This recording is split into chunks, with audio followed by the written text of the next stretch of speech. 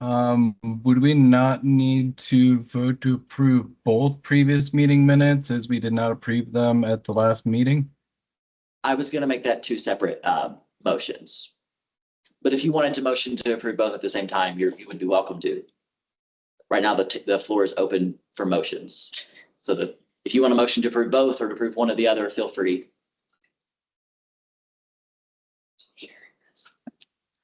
I motion to approve both meeting minutes. Okay, Second. hearing that, I do want to make sure we present the previous meeting minutes.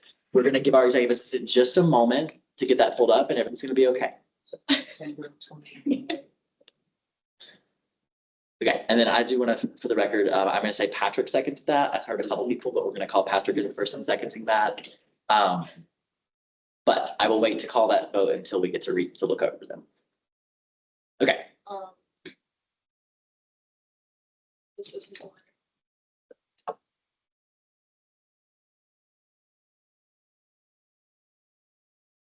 No, that's yours.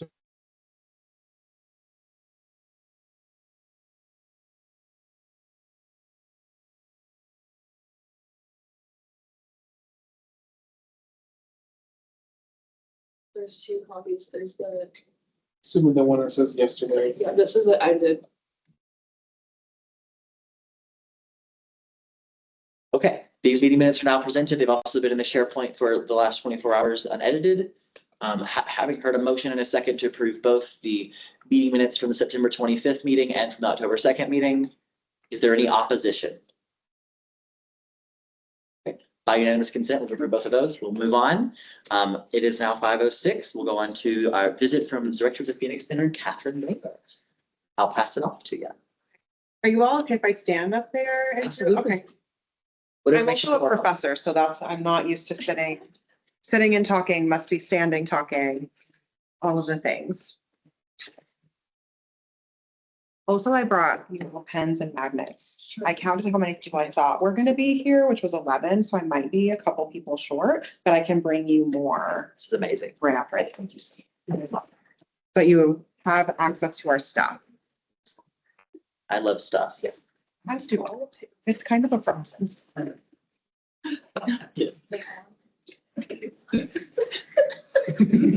we. Also, FYI, the mics today will pick up every side conversation, just so you are aware. Oh, no. Nope. I just want to know where the frame was. It's not necessary that I be in frame. We do not need severe documented evidence that when I talk, I do this a lot. We don't need people to know that. Okay, are we all ready? Feeling good? Okay. Well, thank you so much for having me. My name is Catherine Miller. My pronouns are she, her, hers. I'm the director for the Phoenix Center at Auraria. So today I'm talking to you about our student fee and an increase that I hope that we can propose. But we'll give you a little bit of information about what our office does, just in case you're not familiar with us, because a lot of people don't know about us until they need to know, and then talk about our funding structure a little bit. Next, if you don't mind, thanks so much. So I just want to start with a content warning. So the Phoenix Center at Auraria deals with interpersonal violence, which we define as relationship violence, family violence, sexual violence, which includes childhood sexual abuse, human trafficking, stalking, and harassment. So that umbrella is pretty wide, but the things that we talk about tend to be really horrible, and there's not really a way for me to make people feel better about that. However, I don't walk into spaces assuming that people don't have personal experience based on statistics. There are people in this room that probably do, and therefore some of the things that I might share could be triggering to folks. So I just want you all to know I am going to talk about a specific case study that started our office, and that is the most explicit story that I'm going to share. And after that, we're going to talk about brass tacks budget stuff, which is maybe less interesting, depending on who you are. But just wanted you to be prepared. So do what you need to do to take care of yourself. If you feel like you need to step out, please feel free to do that. I will not be offended. So just to give you some of our backstory, we were created in 2009. So we've been on this campus since 2009.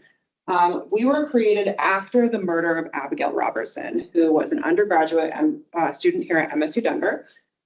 She met the person who murdered her, her ex-boyfriend at the time that she was murdered, at the Auraria Lofts. Are they still called the Auraria Lofts? Cool. So at the Auraria Lofts, he was her RA. They started a relationship, kind of like a whirlwind romance, which is a lot of times how abusive relationships start. And once they actually moved out of the lofts, like things started to get a little bit strained. He was very possessive, very jealous, didn't really like the people that, like her friends, kind of wanted to isolate her, which are some pretty key tenets in relationship violence. So they broke up. And after they broke up, he started to like stalk and surveil her. He would show up to places that he knew that she would be, even though he didn't need to be there. She got a restraining order against him, which is really just a piece of paper.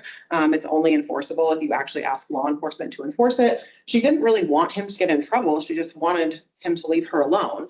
And so she didn't really report these things to law enforcement, and her family were just kind of like, eventually he's going to get over it and he's going to stop, right? He's going to stop these behaviors. So she starts dating somebody else. He finds out about that. To me, from my perspective and what I know about domestic violence fatality, I believe that that was an escalating thing that escalated his violence. So he actually showed up to her apartment, which he had done before. So that wasn't really surprising to her. But in this visit, when he got into her apartment, he stabbed her 67 times and he shot her 4 times. And she died while on the phone with her current boyfriend. After this happened, I think pretty understandably, it kind of rocked the Auraria community. People were like, how did this happen? Which is the question that people ask anytime that something like this happens, right? How did this happen? And there's always a sequence of events that you can point back to that says, this is probably why. But the campus was like, there's not really a resource like specifically to help with this issue, right? So if we would have had something, might she have been more safe, right? Could we have prevented her murder in that case?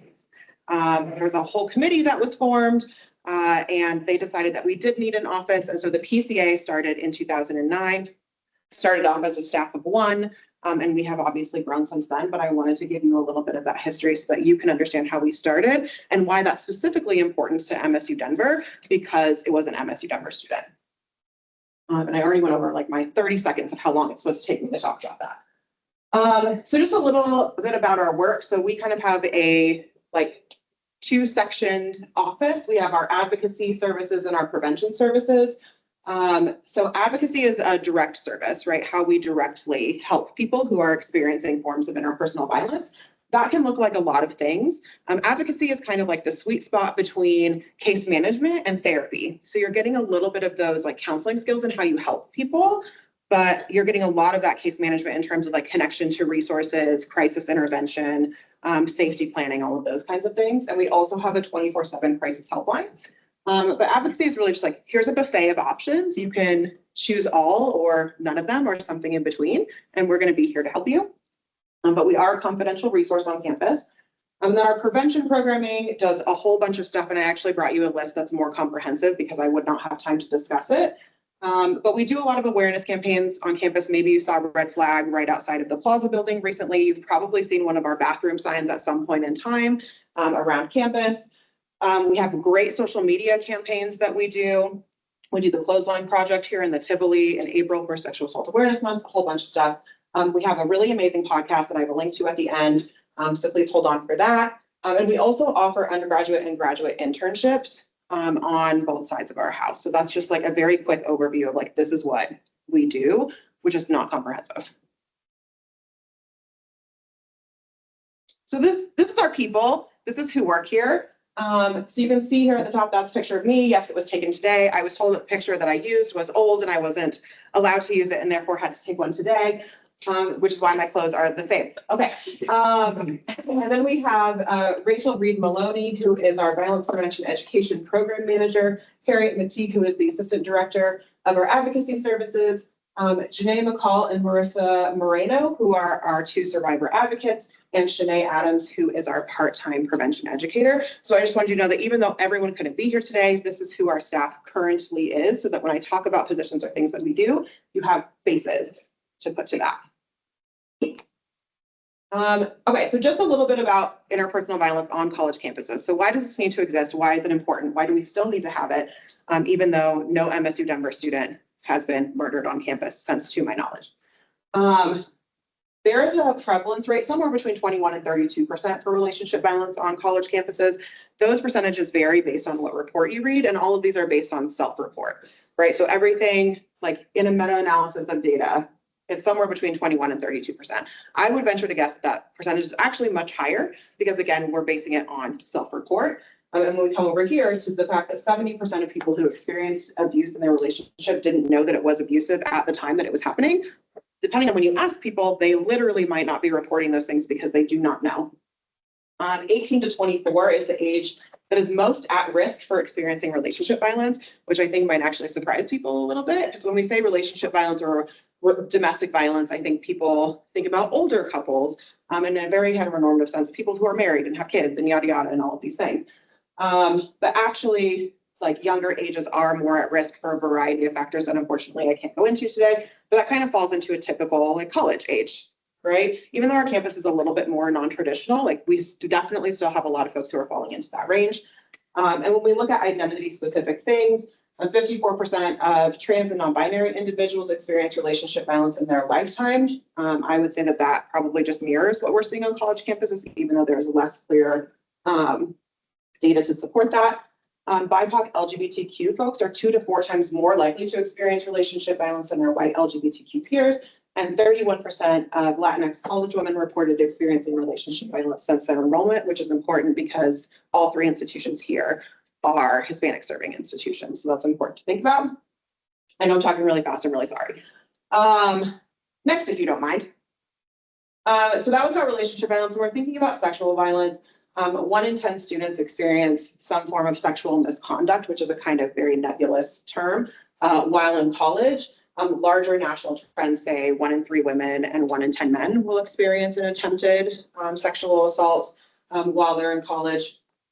I tend not to use that one as much because of that gendered nature and not actually looking at the dynamics and nuance that need to be looked at.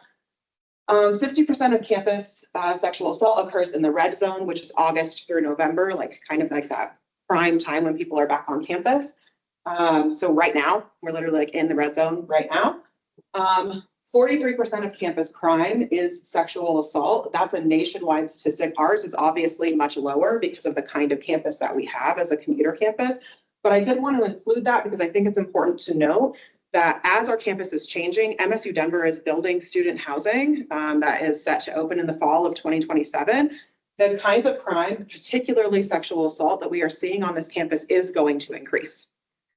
We're still probably not going to reach that 43%. But it's going to be much more significant than it is at this time. And then looking at some more of those identity characteristics, 1 in 2 of trans and non-binary individuals experience sexual violence in college, which is also on par with like lifetime experience. There are higher rates of campus sexual assault for students of color, first-generation students, and undocumented students. That fits a lot of demographics for MSU Denver students in particular. And 39% of surveyed students in a national survey said that they were forced to leave school after sexual violence. So we're also seeing people not being retained as students when they experience these forms of violence, which is something that I think is also important and why our office is very important.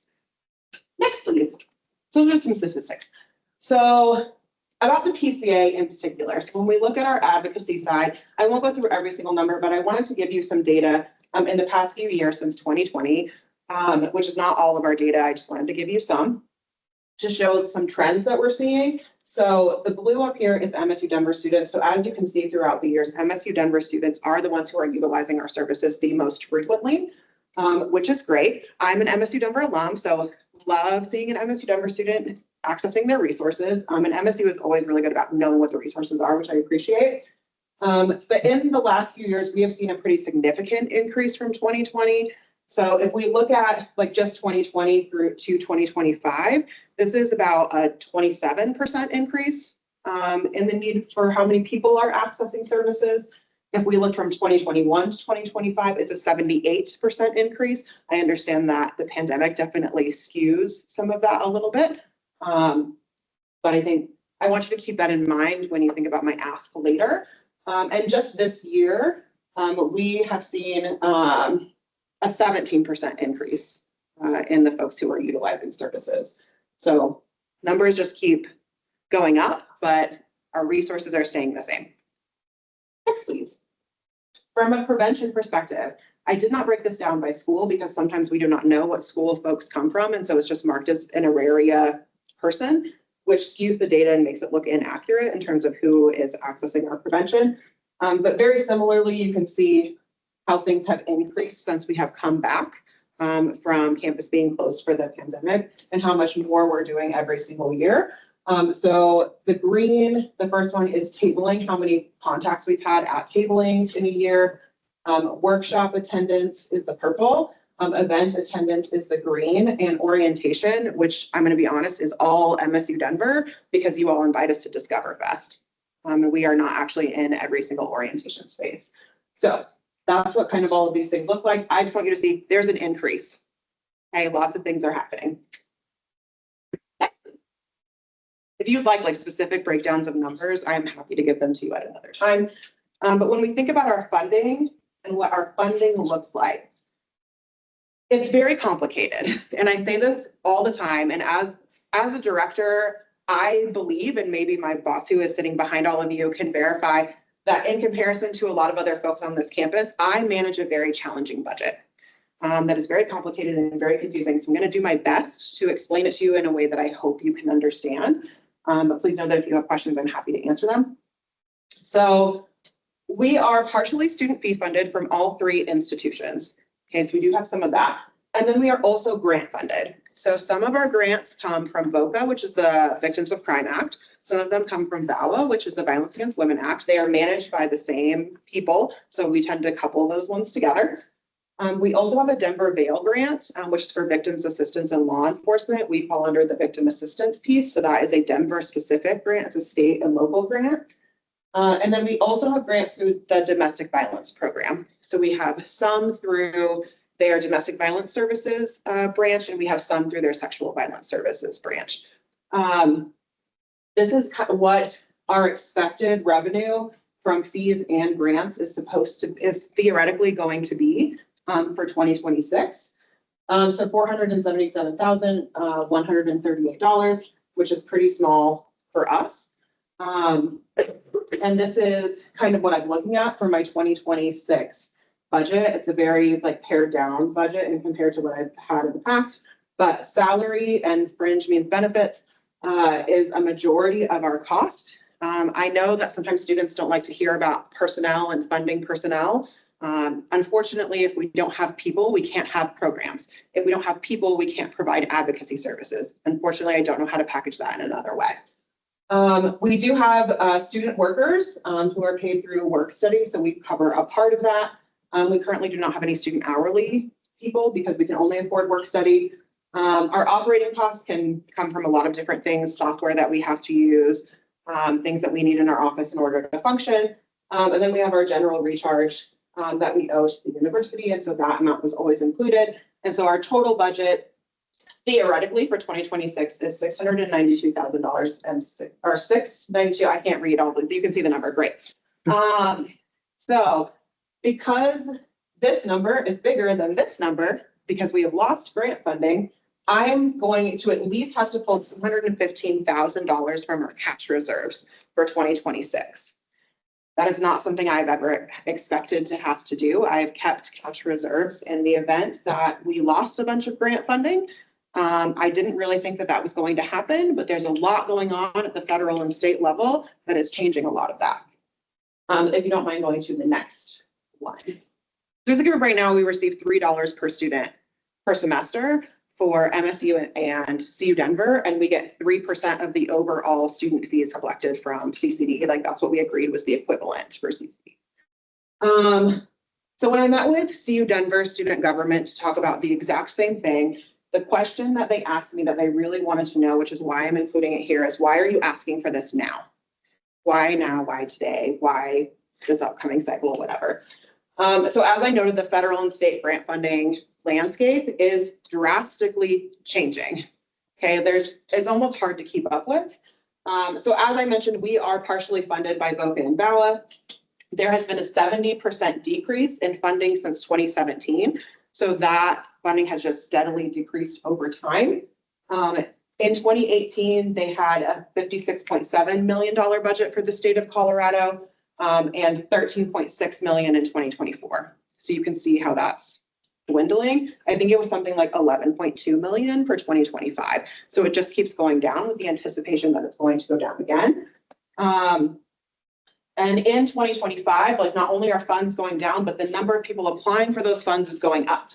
So the process is becoming more competitive, which means not that we're not getting the grants, but that we're getting less and less every single year. In particular, we received a 19% reduction in 2024 and an additional 22% reduction for 2025. When you look at the difference between what we had in 2024 and what we expect to have in 2026, it's a 37% cut, which is pretty significant. That was our largest area of funding outside of student fees. 2027 funding for VOCA and VAWA is also in jeopardy because of politics. And currently the Trump administration is threatening to withhold victim service funding from the state of Colorado because we are not in alignment with immigration policy.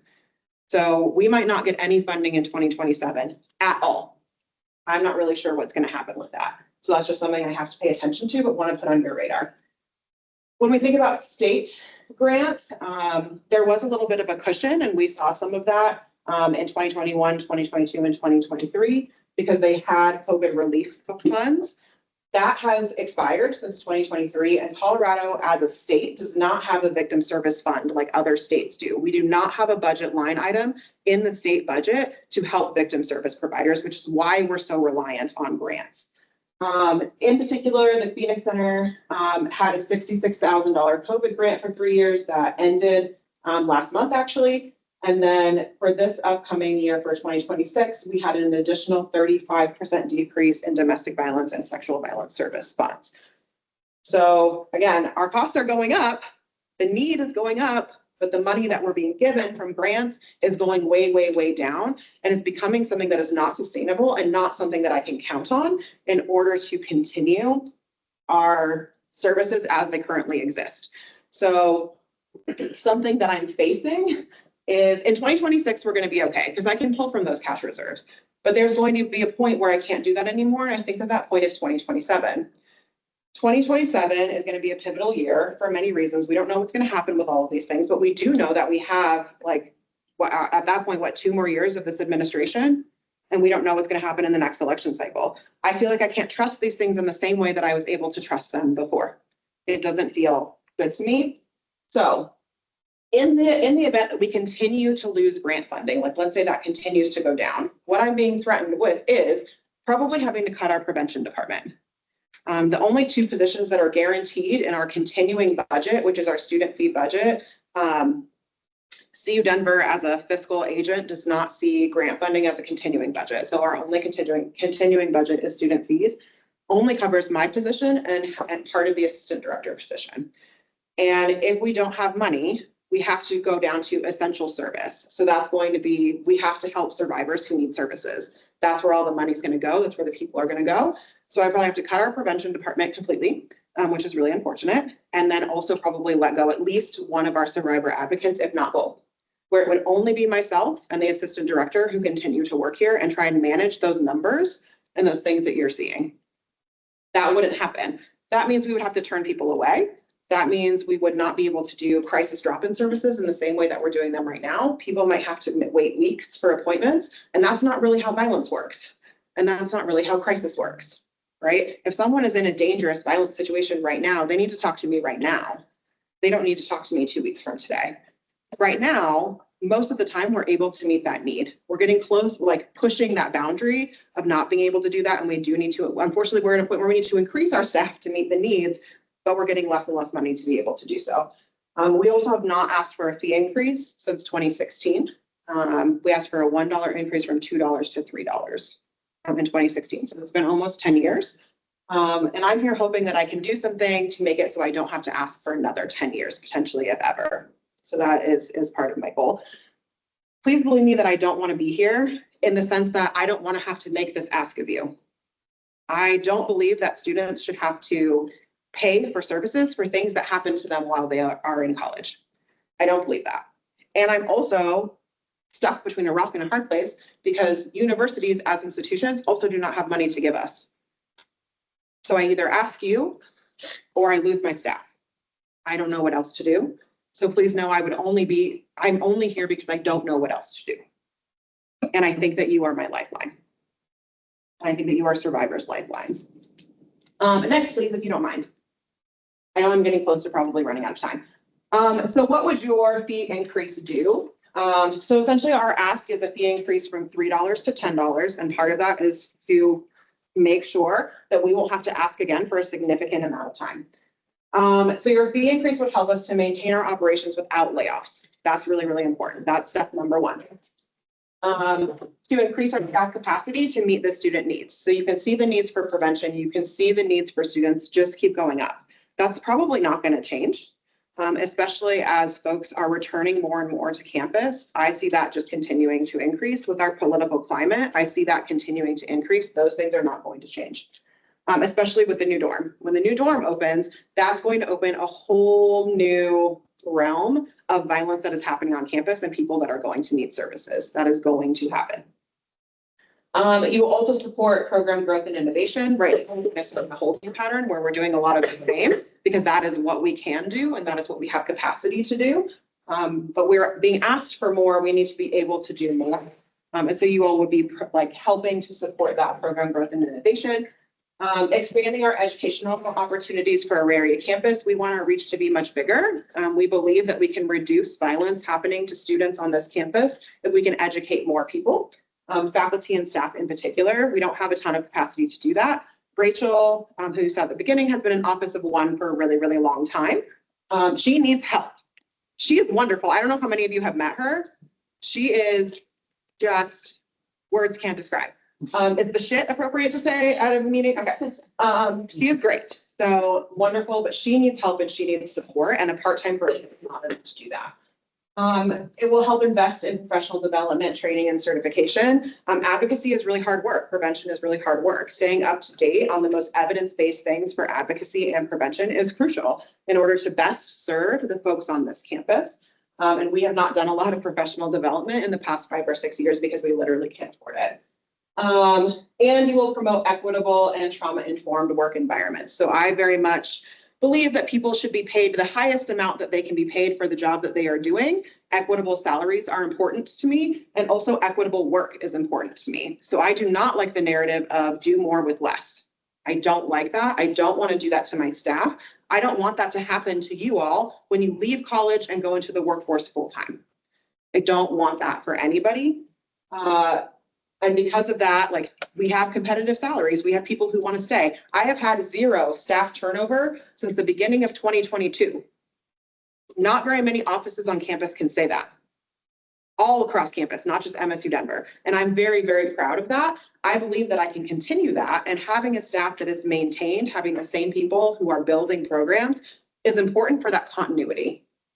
Right? We can actually see that growth. We don't have to start over. We don't have to like rebuild relationships. We already have all these things. So we get to build on the thing we already have every single year instead of starting over. That's also very important. This is also a pared down. There are a lot of things like that. I struggled making this because I was like, I want to say too many things. I've already said too many things. Okay, so if we increased our budget to $10, like based on the last fiscal year run numbers, that means that it would increase our revenue to $739,838 from student fees. If we continued our grant funding at $277,000+, that would give us an additional $324,917 from the budget that I showed you at the beginning of what I think the fiscal year of 2026 is going to look like.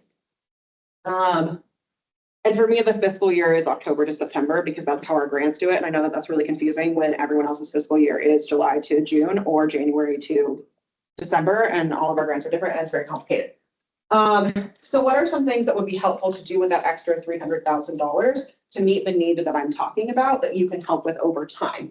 It would allow us to hire a 3rd survivor advocate. I think that that's necessary and important to balance caseloads for people. Right now, our caseloads are too full. Our advocates are seeing 7 people a day.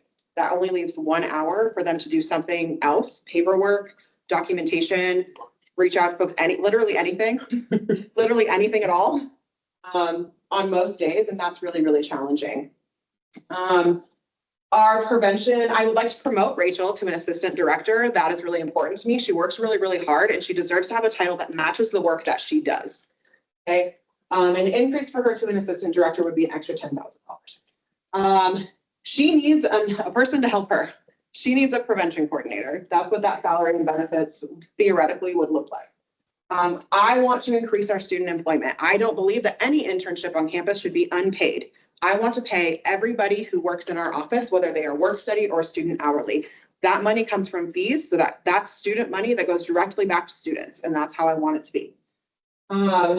A budget for client supplies, a lot of that looks like a lot of reproductive healthcare stuff that we have in our office, food resources, those kinds of things, hygiene products, like stuff that people might need that they literally cannot afford. Basic needs are a huge problem right now. And our client supplies help to cover that. Because there is a new dorm being built, some of the things that I learned from APD here on campus is the PCA is great Monday through Friday from 8 to 5 because that is when we are open, and we do have a 24/7 crisis helpline. We do not have a responder, a physical person who is here on campus after hours. That is not something we have the capacity to do. But with a second residence place, or a third, I guess, because there's two, so we're adding a third one with an extra, 550 people. I'm looking because I'm hoping that you know exactly what these numbers are. That's a lot of people. We might need an after hours response team. I would love to be able to train students on campus to do that and build that professional development with them, but I don't want to do it if I can't pay them. I'm not going to ask them to do that work for free. Professional development for us, as I mentioned, like we need training, we need certification. Those things matter in terms of the service and care that we're able to provide. I think that campus climate surveys are exceptionally important. These were something that were introduced in terms of these forms of violence on campus under the Obama administration have since kind of been cut. I think we should bring them back. I have not had a lot of support in that from an executive place because, again, money. And so if we can fund it ourselves, then I can guarantee that that thing happens every year, if not every 2 years. Bolstering our prevention programming so that we can do more things on campus. Everything on campus costs money, as I think that you know. And then adding anything additional to our operating expenses as those are changing constantly. And that might be those two things, especially at the bottom, are things that maybe you can tell me what you would like to see. And I would be happy to take that feedback and incorporate that in. But that's what my plan for a budget would look like should this increase go through, just so that you know what I would plan on doing with that money. Next. And this is our long-term wish list. Some of these things have been on our wish list for a long time. I've been at the office since 2017. I started out as an advocate. When I started, I was the only advocate, which means I saw every single person who walked through the door. My caseload was typically somewhere between 55 and 65 people just by myself. I don't want to do that to anyone else who works here. So I've worked really hard to make sure we have people to meet that. But some of these have been on my wish list for a long time. So I'm trained as a trauma therapist, but I don't do therapy here. What I've noticed with folks who are experiencing these forms of trauma is having their own therapist where they don't have to go somewhere else would be really, really helpful. If we had that service in-house instead of having to refer out to our counseling centers here and then have them further be out, like resourced out to community therapists, they wouldn't have to repeat their stories over and over again, which is a process of re-traumatization. We could fix that by having an in-house therapist and offer support groups. That's also on my list if our capacity could increase. It's something that we get requested for all the time. Having after hours response, as I noted, it would be great if we could have our own emergency fund for students. There are a lot of costs that are associated with experiencing violence and not a lot of resources to meet those costs, right? So folks end up staying in violent situations, even if they don't want to. Folks end up leaving school, even though they don't want to, because they can't afford to do something else. Creating a coordinated community response team, which is kind of like a nationally recognized and supported evidence-based thing that college campuses in particular should have. We don't have one specifically designed to deal with violence on campus. I would love to make one, but I need people to do that. Having a survivor advisory council would be really helpful so that survivors can tell us what they need to see from us on campus. And adding student voice to our advisory board is also really important to me. Our current advisory board is made up of Dean of Students representatives from all 3 institutions who are lovely folks and give a lot of great feedback, but I'd love to hear from all of you too. And maybe that's a place for student government to get involved if you feel like you have the capacity, and if not, maybe to help us find folks who would be interested and promote that as a leadership development opportunity. Creating training and certificate programs. where it's like, here, if you take like this course load, you can have this training and certification in victim advocacy or in prevention education or in sex positivity or whatever things we're doing. Creating mandatory PCA campus training. Currently, that does not exist. We've tried very, very hard, but getting in the door sometimes is really difficult. And having more folks and more resources that we could put into that would be really helpful. Creating an engaging men in prevention program. We get a lot of like women and femme folks who want to do our work and come into our office, and that's lovely.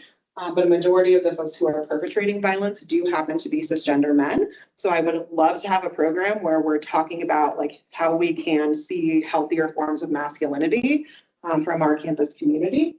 Having some kind of annual summit or conference would also be great to talk about violence on college campuses. This is a really niche thing that we're doing, and not a lot of people talk about this and talk about it well. And eventually to have a text and a chat line would be great. We do have a helpline, but then you have to talk on the phone. And I don't really like talking on the phone as a millennial, but I think that has gotten worse and worse as generations have gone on, where it's like, what if I never talk on the phone again? So giving people more opportunities to be able to reach out would be helpful. So that is my wish list. I know that I went really, really long. I'm really, really sorry. I don't know how to talk about this in a shorter way because I have too many things to say and I already put out a lot of stuff. Do you have questions for me? I think I'll give us 5 minutes for questions. Okay. I'll see hands. Yeah.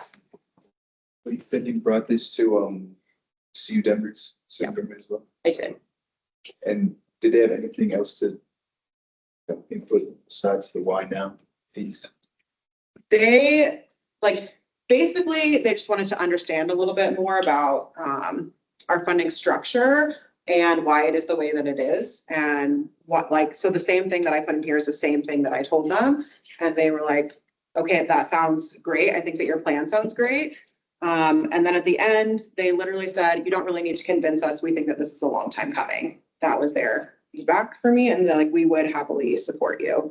So that was really encouraging to hear because I am really, this is the most nervous I've ever been for a presentation in my entire life, literally my entire life. And I have I was the commencement speaker at graduation for MSU Denver, which is thousands of people. And you all scare me a lot more than that because I'm very aware of what I'm asking for and how big of an ask it is for students who are struggling financially.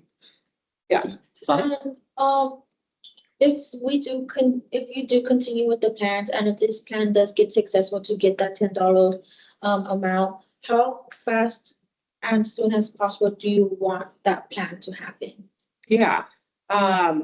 So my hope would be is that if this goes through to the referendum in March or April, whenever that's going to happen, and it is approved that this funding would go into effect in the fall of 2026, that means that I would be able to post positions and start hiring as soon as possible. So that would be great. And then as soon as we have those people, we can start executing that entire plan. It would be very, very fast. Some of those things we kind of already have rough outlines for. We just literally don't have the capacity to do those things, but it could be very quick. And within that, what are the steps that you have already finished to get into that position? To get into which position?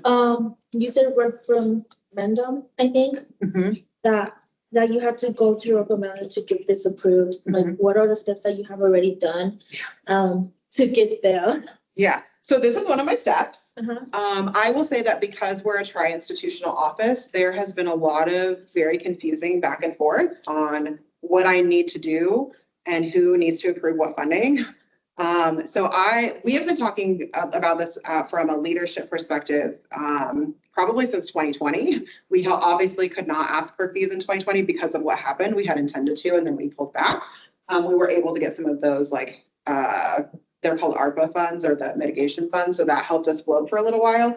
So this is something I've been talking about for a long time. But in the last year or so, it's okay, we're really getting to a point where it's not a thing that I might have to do. It's a thing that I need to do. And so we've been making plans. It was a little bit slow moving because I was on maternity leave twice in the last 2 years. I had 2 babies back to back, and that really messes with your timeline on literally everything. So it was put on hold for just a little bit, which is why we're doing it now. But I've been working really heavily on this since June. And we're still trying to figure out exactly from a tri-institutional perspective what this 100% is going to look like. I just know that one of my steps has to be to talk to student government for everybody. So I've already talked to CU, so I talked to you all. I'm presenting to SACAB tomorrow. So whoever is the SACAB rep, you get to hear this again tomorrow, sorry. Sometimes I do it better the second time, so let me know, you know? Or like, did one joke land and the other didn't? I don't know. You can tell me. Can I have Sorry. one? Yeah. Yes, Susanna, go ahead.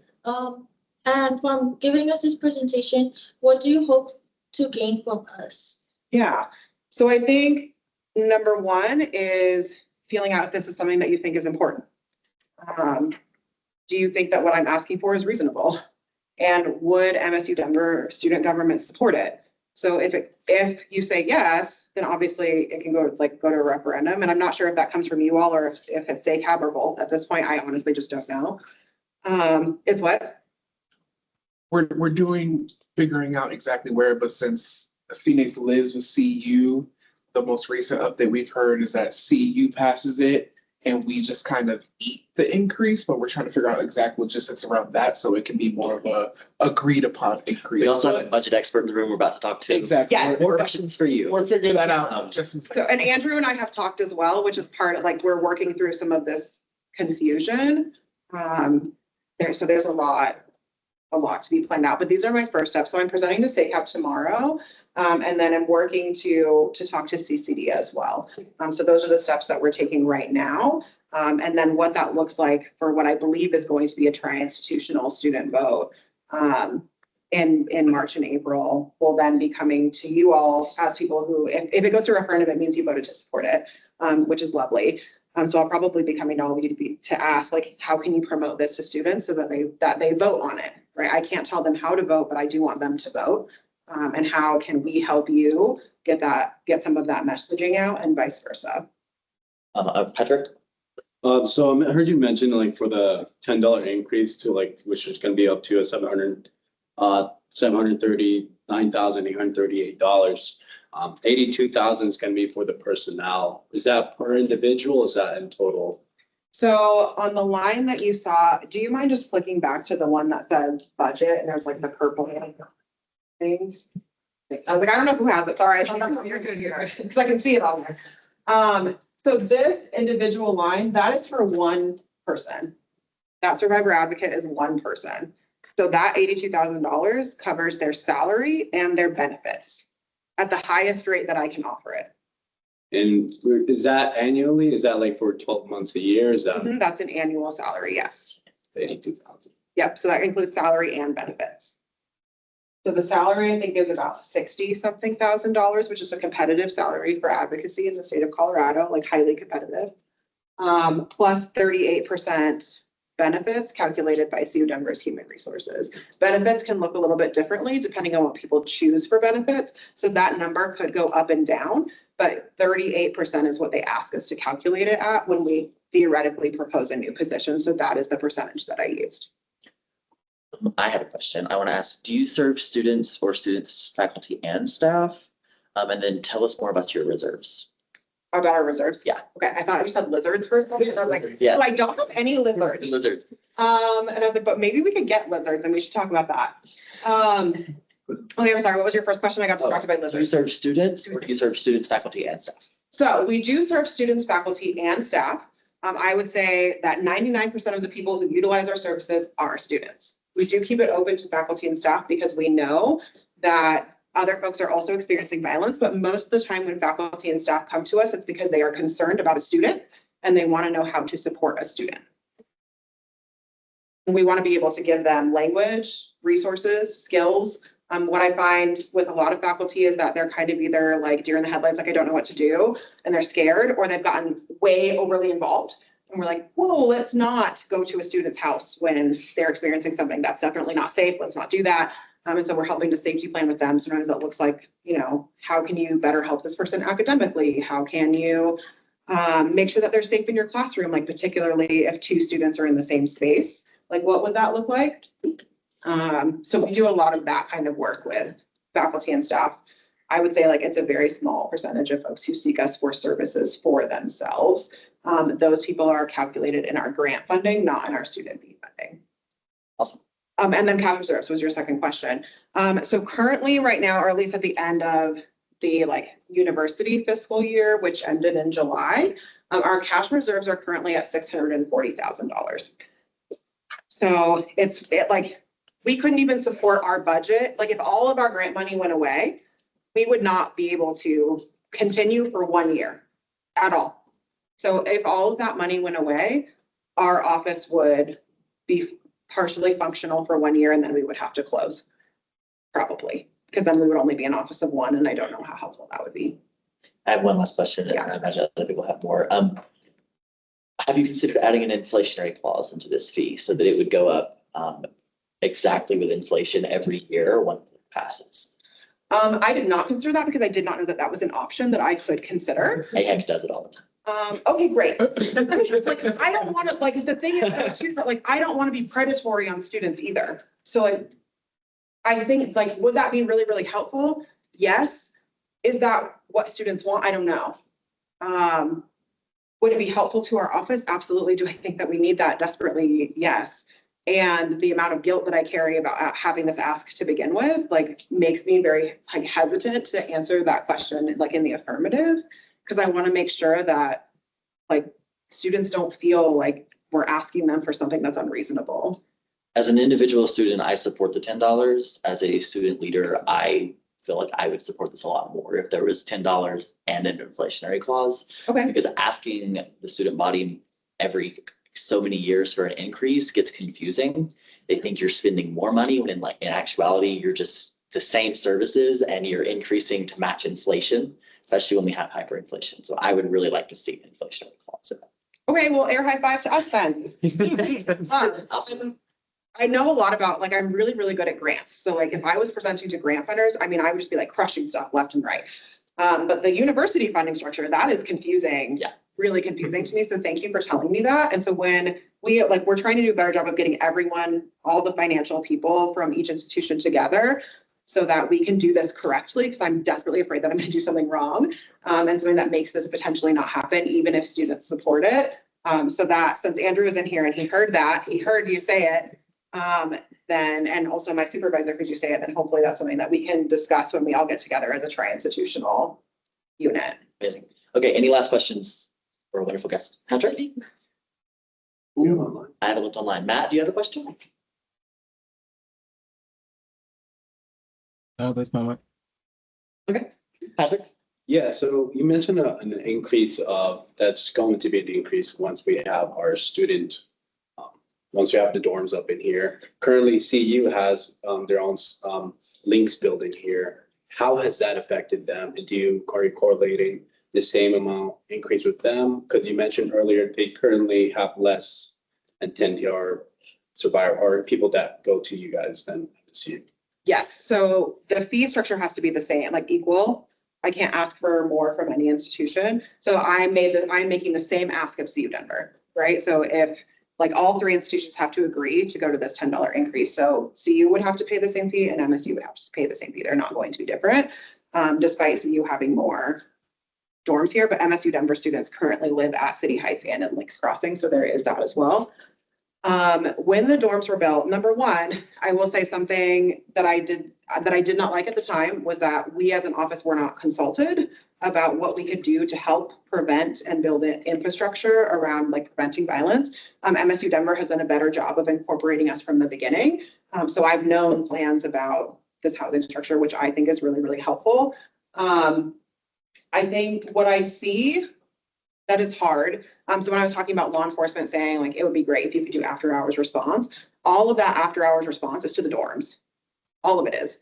It's stuff that's happening in the residence halls after hours when we are not physically here, right? Where we've built a fairly good, could be better referral structure for people getting into services and making sure that they're getting help. But it definitely, I think what you could like, when we're talking like 2020 and 2021, because the dorms opened in 2021, City Heights opened in 2021, Lakes Crossing has been here for a while. In 2022, we saw a pretty significant increase, our third largest number of folks seeking services since we started tracking data appropriately, which was in 2026. So that's as far back as I can go. So this total, I think in 2022 was 210 folks. In 2025, it was 215. And so we saw a significant increase as we returned to campus. and things were open much more frequently. I believe also partially because of residence halls, because there are people on campus who are experiencing violence on campus very differently than what we're seeing for people who live off campus, even though those folks are experiencing violence as well. So things are happening. I mean, I hear stories about the residence halls all the time. Some of those people come to us to seek services and some of them don't, and that's okay. I just want people to get help wherever help is needed for them. So I'm not going to say like, well, if you experience this, you must come to the Phoenix Center. So there are certain, I think that there's more that I don't know about because it never came my way. But this increase specifically right here, that's because of City Heights. We are 30 minutes over. I want to, Sorry. you're amazing. Thank you so much, Ms. Miller. We will absolutely be in contact. Thank you. Please let me know if you have any questions. I'm happy to answer them via email if you would like to reach out. I also just gave a list of our prevention programming and some testimonials from students, just so that you have those, knowing that I would not have time to cover them. Amazing. Thank you very much. Okay, I want to invite Executive Director of the Budget Department over to Mr. Denberg, Andrew, come speak to us. Having fun PowerPoint. No fun No PowerPoint. fun PowerPoints. Budget, we don't do fun. Thank you.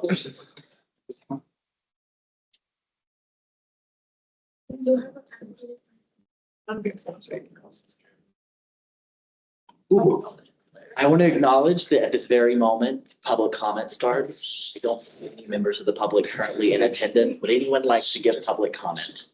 Did you know? Because we did have public comment. What were we waiting for? What was that? That's what she was waiting for, was public comment. Denny. But she just, But you skipped ahead. Public comments right now, right? In the No, agenda, public 5:55. comment is after, It's but 5:56. yeah. I announced it at 5:55.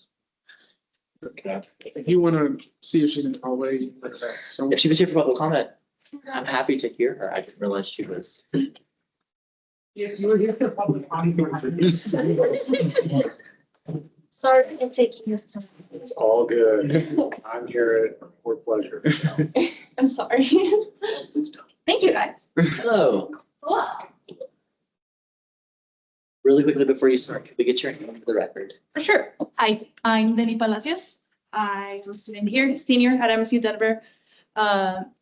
5 minutes, promise, won't be that quick. Won't be that long. I come to ask for advocacy in two ways. The first one, I know the resolution for the delegates was failed. I don't remember how long ago. I do know that I have students in the political science department specifically asking for opportunities for experience so that they can go further in their careers. So I don't know what happened. I don't know if it was ideological or we just didn't like the way it was written. Saying this as somebody who has been in your seat.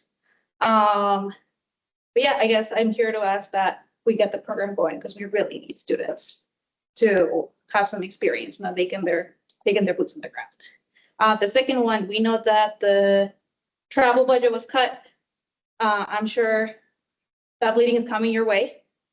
And then I guess what I'm asking for in this case is that we gather some data so that we can tell the budget people how it has impacted student government and student advocacy. That's all. That's all. Less than 5 minutes, what am I? Do we have any, are you okay to answer Yeah, questions? for Do sure. we have any questions for Annie? Denny, like Denny. which topics? Yeah. I was just curious if you could say a little more on what specifically, like, kind of information you're wanting us to gather, or like what impacts of the budget being cut to student travel that you want us to look into?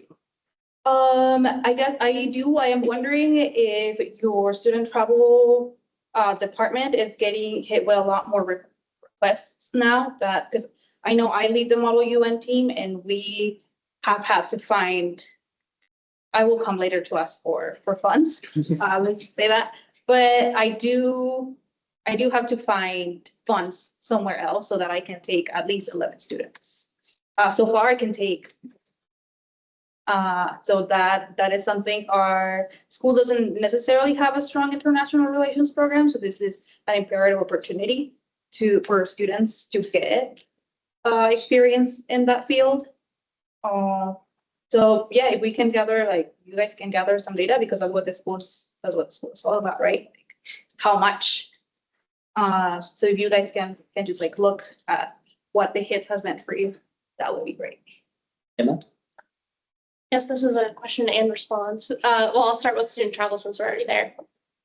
One, I know that student travel fees come from SAB, from the Student Affairs Board. We are starting to start recruitment. So if there are people that are interested and are affected by travel, I would highly encourage them to join SAB so they can be a part of that process. You can talk to me if you have more questions about that. You'll know where to find me. And then because there's a lot going on there as well. Positive and negative. And then with the delegates program, I guess I would also just ask, I think you're getting some of the same feedback as me, but if you've heard from students, like what are they looking for out of the delegates program? Time commitments, pay, things like that. I think we appreciate more feedback from the community so we can bring those people in and possibly. Absolutely. When I talk to students, there isn't necessarily like how much is this. The very first thought is how do we get any type of field experience? I know that person, I can only speak from my personal experience that for me, student government and having firsthand practice with one writing policy and being present in policy writing committees like academic policy or university curriculum, that was really helpful. And that did at least that did make me feel a little less in the spectrum of the imposter syndrome. So, the more you're experienced, the more you're comfortable with things. So those are the things that they're asking for. They're asking for any type of field experience that they can then translate into their career paths. Anything else? Oh, Matt? Yeah, thank you for coming in, Denny. I love the advocacy you're bringing to the table. I just wanted to give a little bit of background that I picked up on from the student travel. Is funding wasn't actually cut, it just got split more between like more students, is my understanding. And also, I believe Dave Barasa from Student Travel is developing a survey that he's going to also be using to gather information, just for your information. Yep. Thank you. Just a direct response. What Matt said, I would say that we have been working on faculty survey to advocate places for students. So that might help maybe. And for travel budget, if you're looking for, you can approach SUNY and student government or club organizations. If we could help in that way, you can send me your expense report and then we can review that. Thank you. I also want to follow up on that too. I believe while funding was not cut, funding reserves from COVID money ran out. And so they have a decreased budget from last year, but it wasn't due to any decrease from SAB.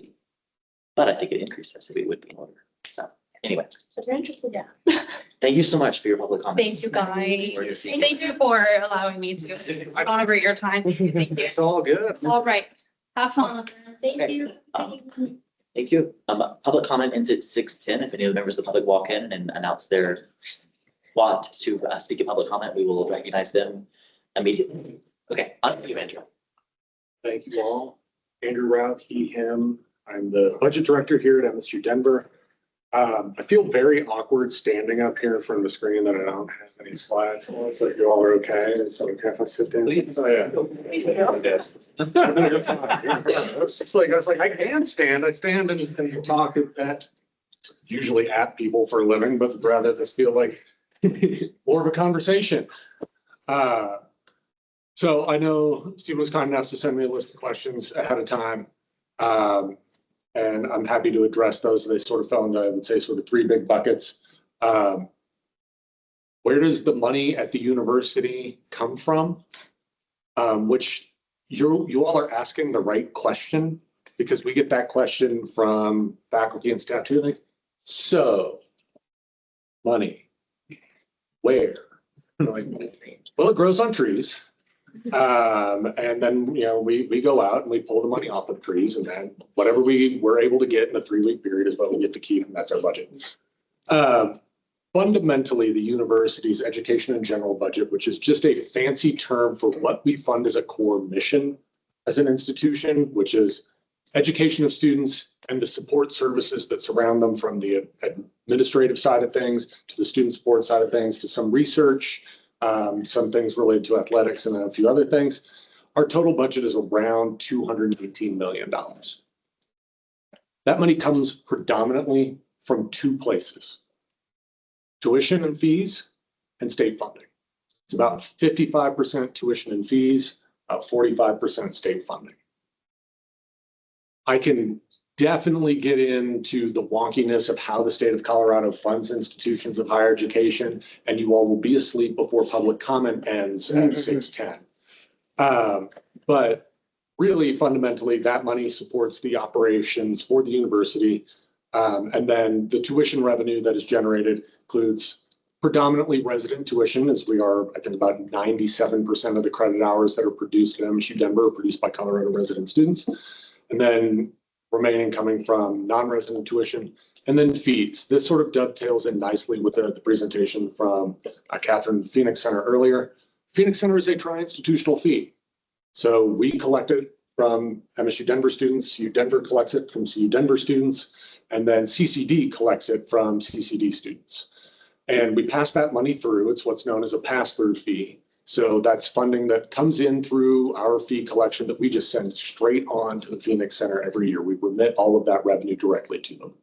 So when that fee increase occurs, since they administer the fee, this has been a little bit of the hang up where admittedly, I was like, wait, why are you asking what our referendum process is? Shouldn't you be asking what your referendum process is for your fee and that, how that flows to us? And they're like, oh. Yeah, we should probably talk to everybody who's impacted by this. And we're like, yeah, let's. So we have a meeting next week on the finance side to sort of talk through the procedural elements of this. But AHEC fees work similarly. So AHEC fees are governed by AHEC. Each institution and AHEC are required by state law to have a fee policy in place. And AHEC's fee policy says they can raise their fees by the rate of inflation every year without having it go to a student referendum. MSU Denver's fee policy says we can actually raise our mandatory fees by 5% every year without having to go to a student referendum, which during periods of high inflation benefits students here, during periods of low inflation cannot. It doesn't mean that we all automatically go to 5% every year. In fact, I think 2 years ago, we had several fees that we did not go to 5% on. They went to 1%. And we were sort of like, okay, how do we balance out the need in some areas that we need to really focus on this fee revenue for? But we also pass that revenue straight through to AHEC for their mandatory fees, which support their bond covenants for this building. And then a few other sort of administrative things that they provide to the campus as a whole. So all three institutions, students at all three institutions pay the same fee rate for AHEC fees, the same fee rate for the Phoenix Center fee. For institutionally specific mandatory fees, key in on the word mandatory there, like our own bond fee and our the student affairs fee that supports SAB falls under the mandatory fee category and a few other things. We can adjust those fees as mentioned by 5% here. And then. Sorry, I thought this was yes. I was ready for more public comment. It's like, yeah. So those fees stay in-house and fund things specific to MSU Denver. So they support, student affairs. They support our own bond covenants and debt issuance for a few of the buildings on campus. I will note, student housing is not backed by a fee increase related to the MSU Denver bond fee. It's supported generally through the revenue that is generated through student housing. It gets really nuanced when you're talking to people who want to lend you money about that, because they're like, you don't have any revenue yet. Why should we give you money? We're like, but we will have revenue if you give us the money. Right? But you don't have any revenue. So that creates a very vicious circle where we're like, fine, we'll back it with what's known as a full faith and credit pledge from the university, which says any revenue that we generate, we can use to pay off this issuance. But it's not tied to a fee increase there. There are then also specific program fees. And I know this was an area that we get a lot of questions about. So Andrew, I'm enrolled in a nursing class and I have to pay 92 cents per credit hour on a fee. Why? Versus a student who maybe is enrolled in an aerospace engineering class and is like, I have to pay a crap load of money per credit hour to go fly a plane. Why?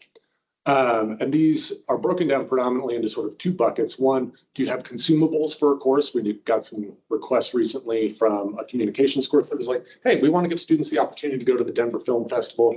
Students are amenable to that. We would like to institute a fee for this. So they buy tickets to the Denver Film Festival every year. They give them out to students. It's funded through the fee. The money sort of gets collected at the beginning of the year, drops down to zero. They do that every year. Or you have places like biology, chemistry that have lab equipment that they're subsequently funding through their fee revenue, where they're like, we have to collect this revenue every year because at some point when something breaks, it's going to be really expensive and we have to cover that.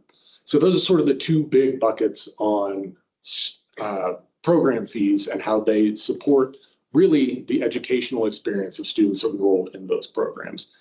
One of the things that we've been working on a lot recently is how we make those fees more transparent.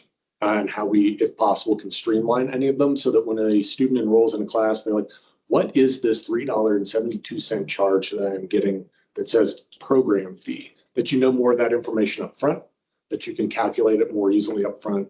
Because right now, that information is captured in the course credit, not the course credit, like the course catalog that says, here's what the course is, by the way, here's this little fee.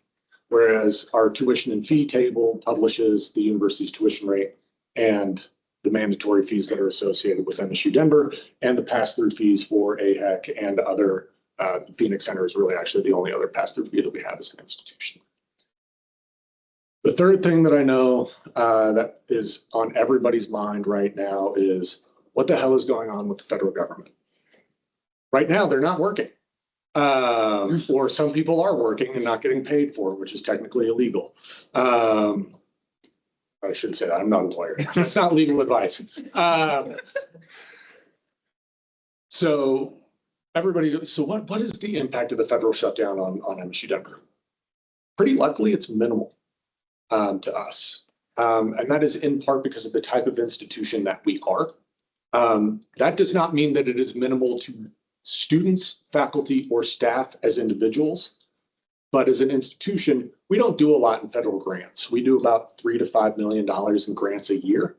So if that money is not available, we've drawn as much as we could prior to the shutdown. We're able to make the payments that we can, likely, I think, through the month of October, because we're able to draw a month at a time. We're okay on that front. We don't have a lot of big research grants. We don't have a lot of graduate students who are involved in this. We don't have a lot of faculty and staff member who are funded for this. So that's a relatively small impact to the institution in terms of that. The other one that we also know that comes up is we wanted to make sure that the health center, which we operate, was equipped with the things that they were going to need to be equipped with in the event that there was a government shutdown.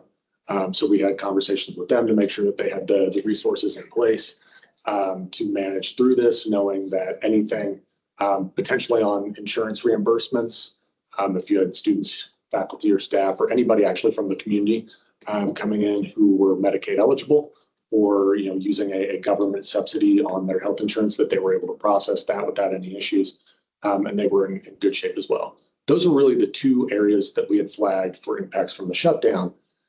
That does not mean that the uncertainty with this current federal administration is going away. There are things that I thought they would have done that they have not done. There are things that they have done that I was like, why would you do that? That is absolutely insane. And then there's some overlap where it's like, yeah, okay, we kind of guessed that was going to happen. And we don't know what that means. If anybody knows exactly what the federal administration is going to do, I advise you to buy a lottery ticket, go to Vegas, or do something with that luck that you clearly have that can then create a windfall for you. Because at this point, everybody's like, yeah, I'm all out of ideas. And so the institution's current stance and unchanging stance is we're in compliance with civil rights law as an institution. And we will continue to do the things as an institution that we believe are important to serve the students who attend MSU Denver. And we do not believe that we are outside of the law on that. Executive orders are not law. Executive orders can be enforced by the executive branch, but they are not legal. So we have said, fine, you want to say this with an executive order? Great, we're in compliance with federal civil rights law and we'll continue to be in compliance there. Does that potentially put a target on the institution in terms of what somebody would say, like, well, maybe they'll come after our federal financial aid. Maybe. We are not going to carry the same target that a flagship institution in the state would, that a Harvard would carry, that a Yale, a UCLA, the other big name institutions that you have seen would carry. And also, there are a lot of people who receive Pell Grants from states that voted for this current administration. It is a difficult thing to thread politically to say, we're going to pull money away from people who we know voted for us. And so that is one of the things we've talked about. Is the Pell Grant really at risk? Probably not at risk in terms of it being a program, how much funding they put into it. It was already running a deficit prior to this administration. Congress has helped bolster a little bit of that.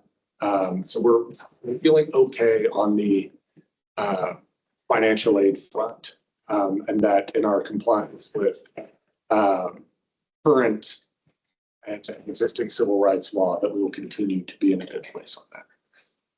That was a quick overview of sort of the 3 big topic areas that I had. But as I said, I would prefer this be more of a dialogue, answering questions that I can. There may be questions that I don't know the answer to, and I'm happy to say that if that comes up, and we'll work to get answers back, but would open it up to questions at the discretion of the chair. I'm going to set 10 minutes for questions and we'll move on. I just had a question because one of my majors is art, and I have a lot of people that have come through that program and talked to me that are non-art majors. And there has been an ask or a curiosity around how to get access to students who are not specifically art majors. I know that a part of accessing those classes when you are enrolled in a class is paying those fees. So I was just curious, it's like, I know that other institutions can charge like fees to get access to those rooms. So I guess my question is just, do you see anything that I should know about or any conversations that I should be aware of for that as a form of advocacy that I'm looking into? I would not say that there's anything I would say like, oh, you absolutely have to know this. I think one of the nuances of a tri-institutional campus is that people are accessing space because the space exists. And I know we had some questions about, dance studio space and other things, particularly large spaces that have specialized equipment tend to be in high demand. And so I would say as you're thinking about advocacy and thinking through how do we ensure that the students who really need this either for an educational experience have the access to it versus the students who maybe don't need it for an educational experience who are looking to access it because art is a hobby. Art is a hobby of mine. I do not pretend to be any good at it. So I don't need access to a space, but I find it a useful sort of relaxation tool. So I think just keeping in mind that, in this shared space environment, it's about ensuring that access is for students who need it. And then access is for, I would say, students who want it. I don't think there's a particular fee lens to this in my mind. I think it's more of how do we navigate this really weird space that we are in as an institution on a shared campus. Yeah.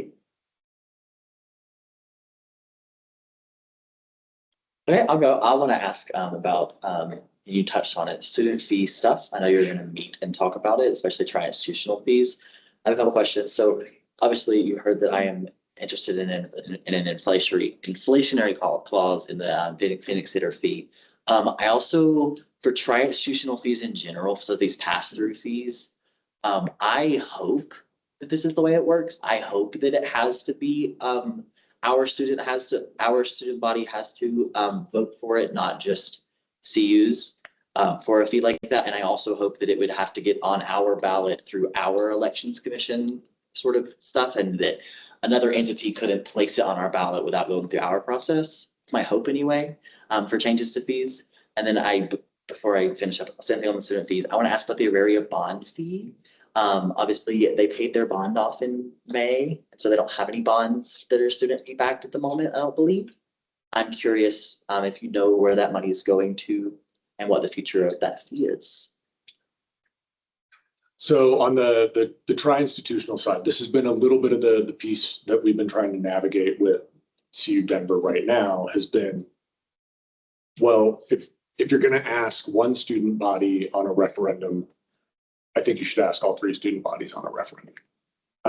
Because that is, you can find yourself very quickly in a situation where one student body says yes, another one, doesn't get asked, doesn't, pass it, and suddenly somebody is subsidizing somebody else's access. And so we've been trying to navigate that as a unit, because this is not a fee, unlike the AHEC fees, where everybody's like, we know who we're really sort of paying with this, and AHEC is sort of this centralized unit versus the other two institutions between us and CCD passing this revenue through to UCD. They were like, well, is it really a pass-through fee? So we ran into some definitional ambiguity on this, which tends to happen anytime you write a policy or a document. Our fee plan, as well as AHEC's fee plan, and I don't know, I have not read UCD's fee plan since I was at the State Department of Higher Education when it was submitted to us in 2016-17. So I'm way rusty on that. Ours do say if the institution wants to go above and beyond what is allowed in the plan as an increase, whether it's inflation or whether it's the 5%, that it has to go to a referendum. And so I think ensuring that there's consistency across policies will help that there's consistency across application in that. And that's what we're talking through with UCD on particularly the Phoenix Center fee. For the Auraria bond fee, yeah, that's a great question. I don't know their bond fee as well as I know our own bond fee. I do know that they sort of shed some bond obligations in May. And they are also looking at what Tivoli Reimagined would look like in order to maintain the upkeep as well as enhance the spaces in this building.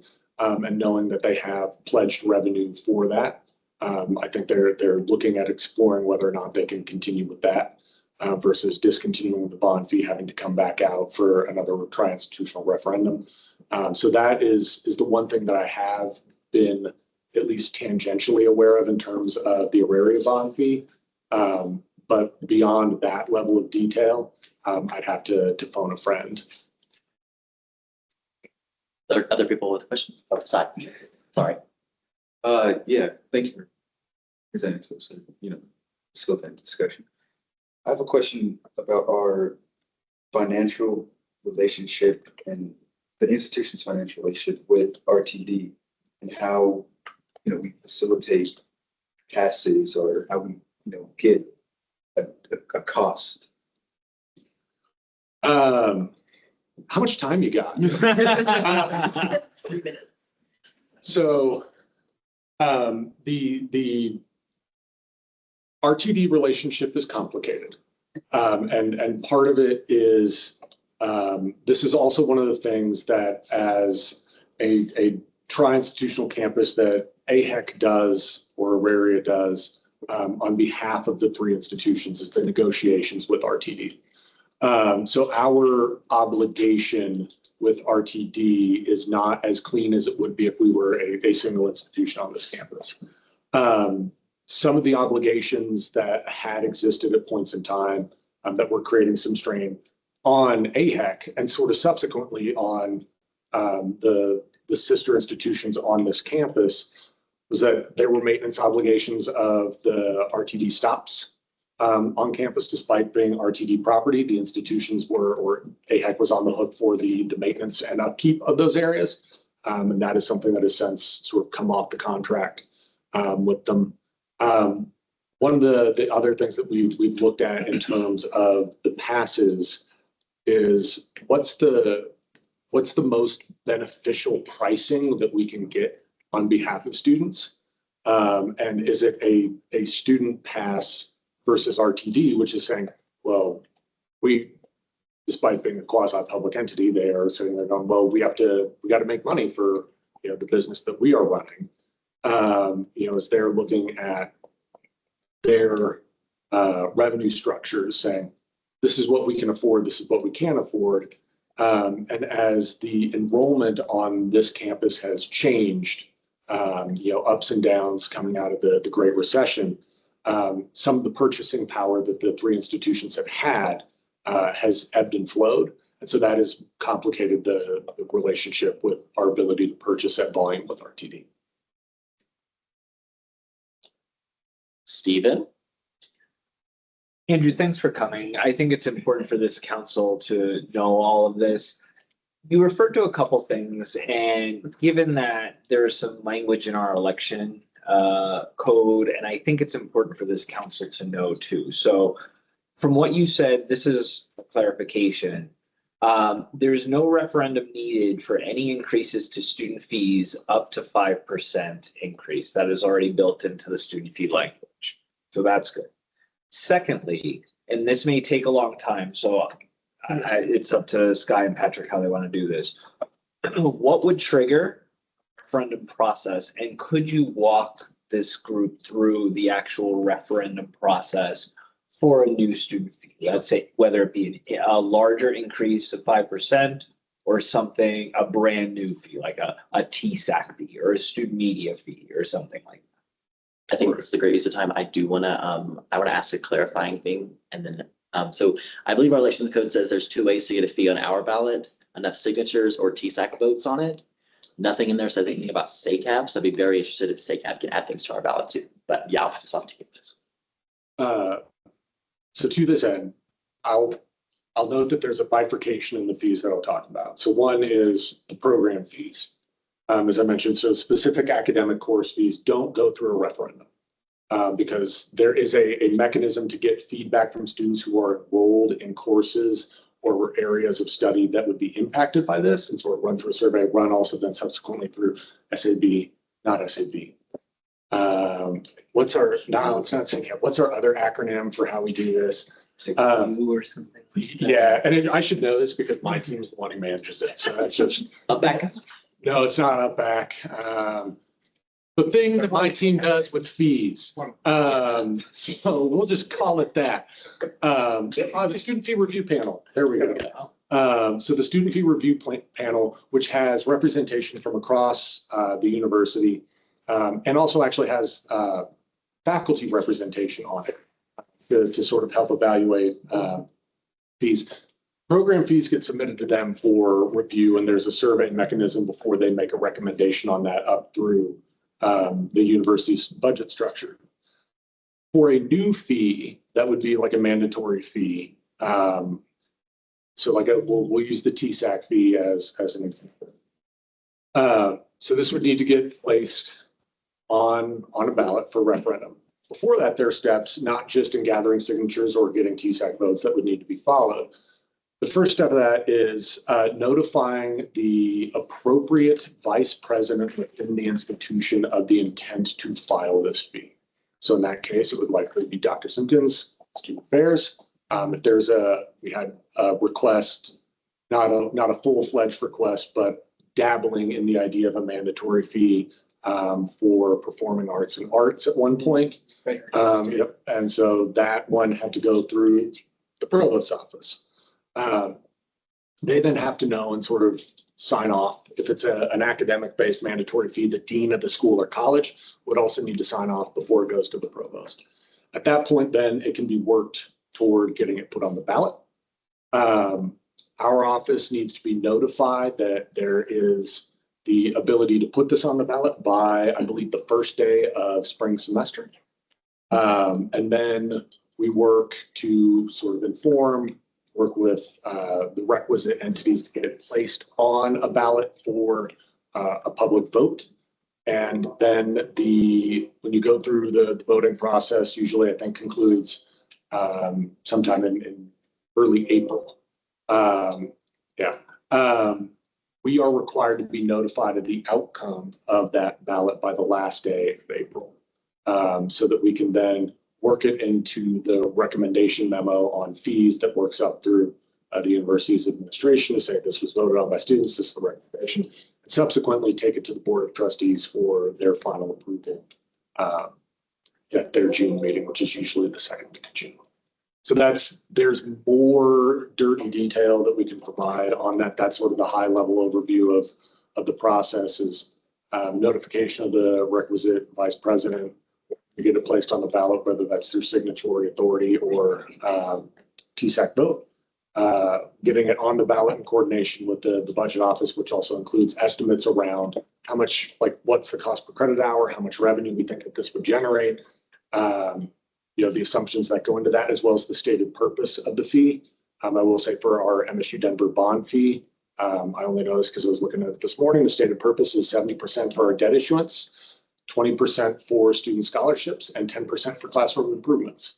So that stated language has to be part of the referendum for allowable use, goes to the vote, notified by the end of April, and then inclusion in the memo of recommendation to the board for approval in June. So if we wanted to write a fee or a fee change, we talk to a vice president first. Notifying a vice president first and getting their approval on that is the first thing. Will? Real quick, thanks again for being here. Clarification on what you just said. So if a department wants to incorporate a student fee, right, it comes through you and it has to fit certain criteria. Did I understand that correctly?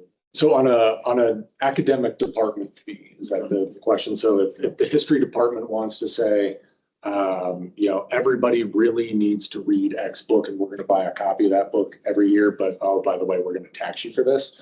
That fee would be run through the chair of the history department first, up through Dean Masserini as the Dean of College of Letters of Arts and Sciences, and then up through the provost's office for approval there, with coordination through our office on what is the estimated revenue, who has signed off on this to this point in time, how have you engaged students, and then the student fee review panel will talk through as a unit to sort of debate the merits of a potential program fee, or in some cases a program fee increase, and then make that recommendation up through the administration. Thank you. Who's the final signatory on? Is that the trustees or is that? The trustees hold the fiduciary responsibility for the university and therefore the authority to approve new fees or fee increases or tuition increases. Okay. Is there student representation on the student fee review panel? Yes, the voting members are all students. I don't think I have a question, but with that, are you looking for any like student government? I don't think we're on that specific panel, but do you need a student government? Maybe not. We will solicit for engagement on that panel when it gets set up in early February. Wait, am I wrong? No, for some reason, Armando and I thought you were on it already. Oh, I don't know. Would you like to be on it? We're happy to. I guess. There's occasionally pizza or No, lunch I think involved. that was the, SAP. I'm on SAB, which is our other one. Yes, which But if you're looking for the specific, this sounds like it's different. This is different from SAB, which I am on. And then this is like, have you had student government representation typically? we've had some student government representation on it Okay. at different points in time. We coordinate this through our office with Emily Willen. And so it's a joint budget student affairs venture. Gotcha. So if there's interest, we're always welcome to join. And it can be an interesting process. I actually think that, Matt said he was. I was gonna say, I think at one point, Matt. I think we tend to like to elect somebody to represent in different buckets, so we'd like to know when that's going on, I guess. Sure. I think we will look forward to you responding to us if you would like student government representation on that Yeah. committee. I want to make sure Matt doesn't have anything else to say first before I'm in. Okay, and then, I was just trying to say the same thing I typed, is I was actually on that with them last year. Me and Haley were. wonderful. Okay, Armando? Who was the brain person behind the policy so that I can work with them to fix the elections code to be more similar and match the process? Talk to me. Gotcha. Amazing. Okay, I don't see any other hands and we are way past time. Thank you so much for coming up. Thank you all. I think come back if there's quick questions or other things. I'm usually actually here this late. So this was not at all late on my day. So thank you all and enjoy the rest of your. Thank you. We'd just like to hear about the representation piece too, Yes. when it comes. Okay, Keegan, my computer died, which can stop that timer that I've had, but it's now -6 minutes. We're gonna move on to, announcement update, public comments over. I am going to limit limit announcements and updates today, to, 2 minutes per person. If there's any opposition to that, voice that now. Okay, we're gonna go on to staff members. That includes our executive assistant and our advisors. We'll start with Steven. Sure. Steven, yeah. Hi, everyone. I have 3 updates for everyone. As a reminder, on October 30th, right now, that is currently the day we are scheduled to have dinner with President Davidson. I have reached out to the president's office. I have not heard back from them. And the reason why I reached out is because she just came and spoke to you all. So I wanted to see if that still jives with her schedule. Have not heard anything. If it does change, you all will be the first to know. However, at some point in working with Sky and Patrick, you all should decide how you want to handle the whole meeting situation for that day, because it is planned to go to dinner with her. So that's thing 1. Thing 2, I think it was great that Denny came and spoke about the delegates program, because if you remember a few meetings back, Miriam, she has reached out to me and wants to get involved. And so she's looking for an outlet to do that too. I did send it over to the PR committee specifically for the LinkedIn event, as well as the kid program last weekend. I don't know if they were involved in it, so I apologize if that was late. We only corresponded late last week, so that's why that is. However, in this point, if there are things that you all need assistance with, I want to provide them to her so that way she can decide what she wants to get involved in. But she's a very eager volunteer. And I would also say that's probably another thing to really start thinking about the delegate program as well. Final thing to mention to you all is an enrollment update, which is really exciting. The enrollment in MSU Denver is actually really good. We received strong results for fall of 2025, enrolling 18,336 total students, including 17,111 undergraduates. This reflects a 3.1% increase in undergraduate enrollment compared to fall of 2024. New enrollment increased, including a 14.4% rise in first-time college students. Retention improved to 70.8% of degree-seeking students, up from 69.1% last year. Students of color represent 56.9% of the undergraduate population, continuing an upward trend. And then the average credit load for undergraduate students remains steady at 10.6 credits. I yield. Thank you, Stephen. Any other advisors or staff? Keegan. I guess one thing I would say is I want to remind you guys of the Keegan Help Me list. Firstly, thank you for Steffi. I think, no, you used it, right? I use it. Yeah, thank you. That's right.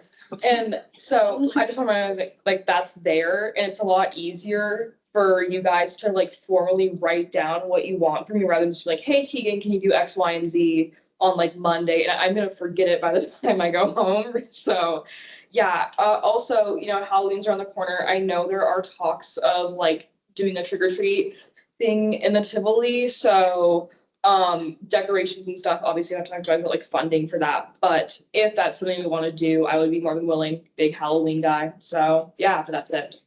Amazing. Other staff? Last thing was do, if you have not sent Keegan your office hours schedules, to do that by tomorrow. No, later than. Yeah, that's still on that list. Like There's a spreadsheet. on the spreadsheet. Sorry, yeah. That's Yeah. not the word I'm looking for. Also, the charts, like the leadership charts, I don't know what they're called. I think I have them for everyone, but just a little tip that you have filled one out because that wall will be going up probably tomorrow. So just make sure you have it filled out so like everyone can see your name and I want to say 3 people to fill it out. I want to say it was Sky, Susanna, and whoever wasn't at our last retreats. Oh. I filled it out. I think Susanna's on our wall today. Okay, so there was 3 that were blank. I don't know who they were. I think that it was Matt, Susanna, and Sky. I think we're the 3. Matt has his, so Sky, I just need yours. Yeah. I want to ask if there are, I don't want mine on the wall. I'm all right. I was at that training though, but I don't want mine on the wall, so I'm okay. Thank you though. Dr. Verone? I do not have any updates this week. Thank you. Oh, amazing. Well, wonderful to see you. Okay, we'll move on to standing committees. Are there any standing committees that would love to give an update? Let's go to Susanna over in PR. I'm gonna go as fast as I can. Okay, so as you know that we've been doing those Resource Monday since the Warrior Phoenix did come by.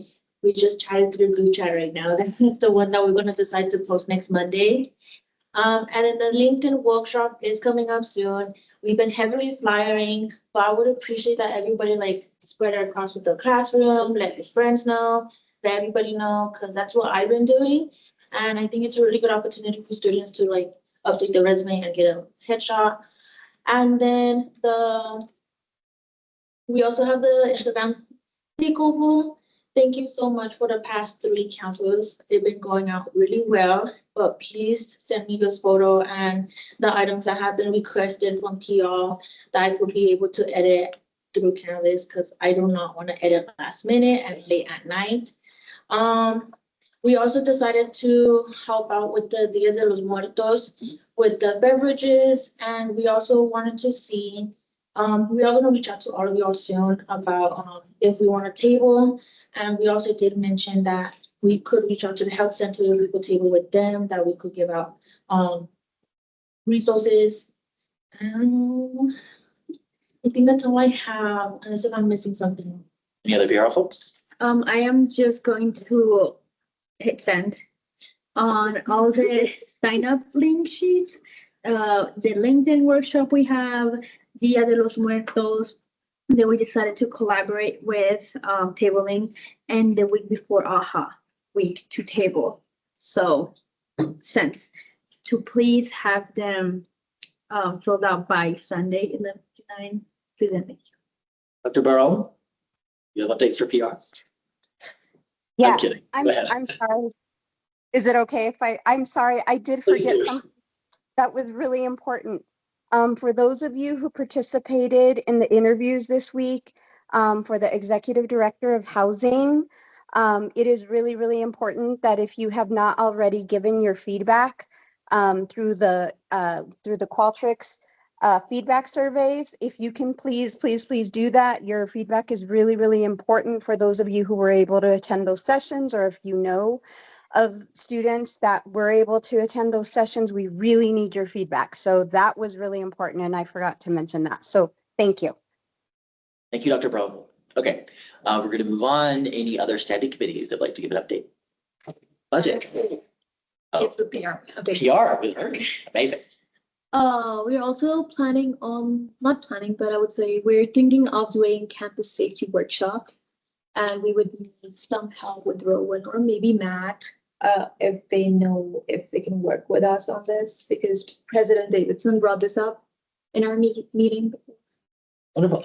I would love to see you collaborate with accountability on that. I know Rowan's been working on that. To stop the PR updates in the budget other committee, but I think it's perfect to map now to follow up on that.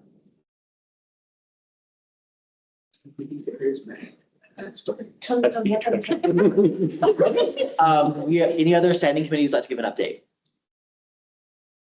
Back to you with budget. Amazing. I want to give the update about the template that we have already approved the budget. It's been 2 weeks, and I want to say all the standing committees to fill out the templates of all the projection events that they have been doing, so it's easier for all of us. So we are transparent. What are we spending our money on? And the second thing, me and Patrick have been working on the guidelines for a budget. So if anyone wants to help us with that, we would appreciate that. We'll go to, yeah, and also just follow up with that and be with Herbie's template that she put into the budget committee guide chat. It's following on 8.2 of the budget guidelines, standing committee chair's responsibility. So you guys are, we all those standing committee chairs are stewards of the allocated fund. However, we also have the standing committees are required to engage in regular consultation with SG TSAC budget committee. And this collaborative approach ensures that budget spending lines with broader goals and priorities set by the student government. So following up to currently how we already stated within our resolution, already stating who our stewards are, aka which are going to be our fund managers. You guys are required to put in reporting to how much you guys are spending and towards what. So yeah, it is a regular process. So Irving kindly made that template so we can put it on one place and everyone's able to see it. You know, whether location present or online. So just make sure to please update that. And we have a lot of quite a few events, so just making sure to get that on top before we have even more. Might be a little bit better before we don't pay so much money to it. Wonderful. Thank you so much, budget. I'll go to sustainability next. The only update that I had is I'm still waiting on things to come back to me, but please fill out the form, the win tweet that Steffi just sent out for take the week before AHA week to be a tri-institutional student government effort. So please participate. Okay, Matt, do you have anything from accountability? Oh, go ahead. Yeah, we're meeting next week, Tuesday. Oh, amazing. What time? You're meeting at 5 to 6. 5 to 6 Tuesday. What? Yes, that'll be our kind of recurring meeting time as well. So if that wants to get updated on the website. Amazing. There is a form to update, not form, a Word document in the committees folder, in the standing committees folder, where you can update that. So if the chair or appointed members want to help that out, that would be really cool for Armando to get that written somewhere. Okay. Any other things from accountability? I will add, I'm still working on that sheet. I had some personal things happen, so I'm a little behind, but you'll hear from me soon. Amazing. All advisory committee representatives, please submit your reports digitally tonight. If there's someone who's just so pressing, please raise your hand now. We've seen 2 people. We'll go to those 2 people and then move on. Faye. I have a meeting scheduled for 9:30 to 10 on the 14th for the beginning of the Roadrunner Runaround discussion. If any of you would like to join that, it is on Teams. Please let me know. And that's all. Emma. SAB met again today. I thought this was prevalent with our public comment and other funds related stuff. We are looking for members. Nobody else from TSAT can join, but if you know somebody who's interested, I was specifically thinking of people affected by student travel or have questions about it. It'd be a good place to get involved and know how that happens. So if you have somebody, please send them to me. Or, well, me and Steffi, but I'm the email contact, so. Armando? Is this for joining the SAB board or Yes. just for gathering feedback? For joining the SAB board, Okay, as a and student then, panel. and there will be an info session on, so sorry, it will be on the 23rd. We are hosting an info session for those students. That's coming. I'm working with Emily. We just met today. I'm gonna reach out to past members first. But I just wanted to give you guys a heads up since it's been a really contentious conversation. Amazing. And if you did not get to give an update today, but you have an update, please send it in the chat today. Your update is important. We are skipping open floor for today unless there's any objection. Amazing. On to our first item of new business. We're going to discussion about trick or treating with Steffi Calero. Go ahead, Steffi. Yes, so I was told by Armando that there will be trick or treating from the Learning Center. I just wanted to kind of like discuss that because it's gonna be important to like plan that, be able to staff the office, that grading, all those things. So I wanted to see if you had more information about that. As a person to talk to, if no one else knows, I would go downstairs to talk to Amber and ACES. They could probably connect you best with whoever, but I think 2 folks have some answers for Iris? Not a question, it's a question, but we are decorating the office. We do like a peanuts snooping theme. See me, I refuse to do it, so. Never gonna ask. Like 149 minutes. Like the Great Pumpkin kind of theme? Yeah. Or you- Like Snoopy. That was Yeah, yeah, like like the the great- first place regardless, so.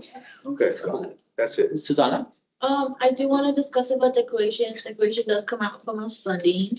So me and Stephanie and Ovi are planning to meet on Friday to look, basically ransack the TSAC office to see what we have. before we buy more decorations, because I know we have decoration from last year. I can give a rundown of the actual decorations we have, because I've been in there. All of those fake spiders that I set out a couple weeks ago are, they're from the back. We have a pumpkin garland that has like writing on it. And we have a clown mask.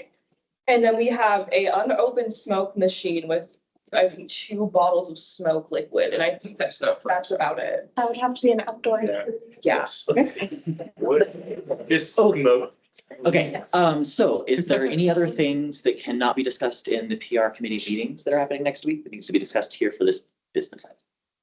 Stephanie? I just wanted to add, we passed down the flyers, if you could just like, for every class at the beginning, if you just could pass around your classmates to spread the word. That's it. Any other things for this business item? Sorry, direct response, I'm sure it's in is this flyer in the PR, share? Okay, could you share that Teams by chance? Yeah, I can do I'm that. just gonna send this to my professors. Patrick? Yeah, so in regards with that briefly mentioned event, that's gonna be something that, as far as you know, is that gonna be something held here within the Tivoli? As far as you're aware, for the event, for the trick or treat street or whatever? Yeah, it was gonna be like here in Tivoli. I can clarify, it's the kids from the Early Learning Center that will be going around to different offices here in Tivoli. Will, is it pressing? No. Okay, we're gonna move on to the next item of business. I'm gonna pass it off to my wonderful, amazing co-chair, because I offer this resolution. All righty. Looking for CRFA 2508, resolution to purchase office supplies. Authored here by Sky St. Children. So I'll give it off to Sky to read over the resolution. CRFA 2508, resolution to approve the purchase of office supplies by the executive assistant, authored by Sky State Childress. Abstract, this resolution authorizes the SUTSAC executive assistant to purchase office supplies as needed within limits imposed by SUTSAC. Whereas the SUTSAC executive assistant needs supplies to do their job duties, whereas the SUTSAC office needs to be stocked with various office supplies to support the work of SUTSAC. Therefore, be it resolved, student government, the Student Advocacy Council approves spending for the executive assistant to purchase office supplies on an as-needed basis. Under this resolution, the executive assistant can spend up to $100 in a week. These office supplies purchases will be drawn from the SUTSAC Internal Office Fund. Further be it resolved, at the meeting immediately following any purchase, the executive assistant will give a report of the purchases and amount spent. The executive assistant will communicate with the budget committee to ensure expenses are documented. Further be it resolved, spending authorized under this resolution cannot be used to purchase food and may be used to purchase bottled water. Finally, be it resolved, the maximum amount authorized under this resolution is $500, meaning if the executive assistant spends $500 under this resolution, they could no longer spend their earlier allotted $100 in a week without seeking another approval from SGTSEC. All right. Thank you so much, Sky. I'm going to open the floor here for discussion. So, so for now, for about some, oh, I got 9 minutes already. Okay.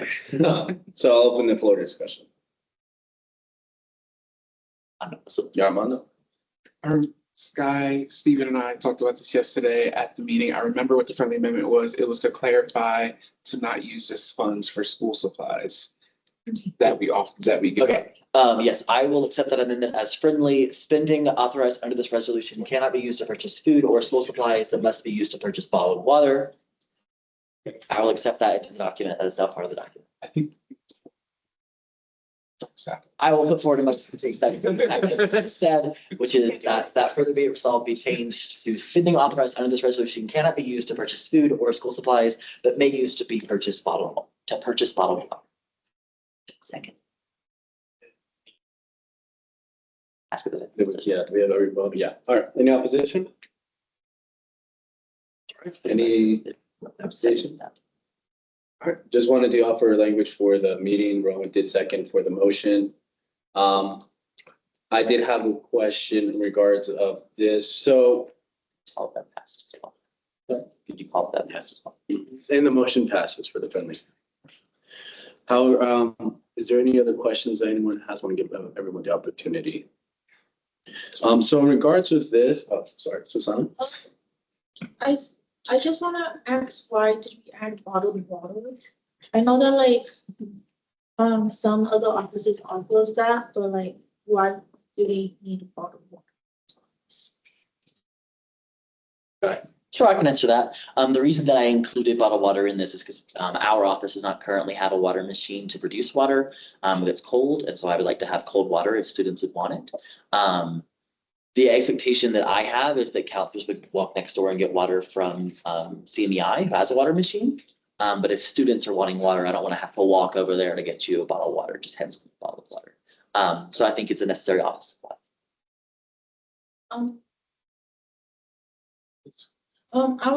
From my point of view, I don't think this is necessary because we do share with CNEI, and I honestly don't mind making the walk. It's just like 10 steps. Well, and we do have like bottled water refillers in this building, so I don't think this is a necessity for me. Plus, bottled waters have not been used since like people do not drink a lot of bottled water from fridge, and most of them do not even open the refrigerator. And I've seen bottled waters being stacked up inside the refrigerator in the past 2-3 weeks, and nobody used it. Yeah, I want to clarify, this resolution is not a resolution to purchase bottled water. This resolution sets two limits, one that you can't buy food and one that you can't buy school supplies. The only reason the word bottled water there is clarifying is that bottled water is not included in food. So even if we were to remove that language, like if the executive assistant wants to, they can still purchase bottled water under this, as long as they're in communication with the budget committee. This is not for us to buy bottled water. It's just giving the executive assistant a budget. I imagine she'll buy tape and staples, but anyway. Yeah, so I'm just gonna put up mine. I like what, I think it's under our resolution that we have currently, we already have the budget committee as the fund manager for the office supplies. During previous years, we have had a budget supplies list go out to the beginning of the month of the week, which would be every Monday. Whereas we would put in our requests for snacks or other needs within the office, and then which we either approved or magically appear within the office after. However, we didn't really have a direct issue with that last year in regards to the beginning. I wanted to see, because the last year, the biggest approval that we had, which was the 21,000 budgets, the office supplies, that was also, I believe, meetings that were conducted outside of the TSAC that I saw mentioned. I tried looking at the other previous meetings from last year, and it seems like for that big approval amount, that was done with like other TSAC members were involved with that decision. So my biggest thing here would be involved with food. Does that include like snacks such as like gummies, chips, cookies, or anything like that? Scott? I want to clarify, this does not set standards on how we can spend our internal office budget. It sets standards on how the executive assistant can decide to spend. The budget committee being the fund manager for this fund, and TSAC having the authority to spend can buy whatever they would like to. This is only setting limits on the $100 per week, but maximum of $500 for the executive assistant. Can I make a motion to extend meeting by 7:08? Extend meeting by 8 minutes. Yeah. Do we have a motion? Before someone seconded that motion, I motion to adopt this resolution as currently written or currently amended. Second. Any opposed? Can we clarify the motion? I'll extend. The motion that I made was to pass this resolution. Yeah.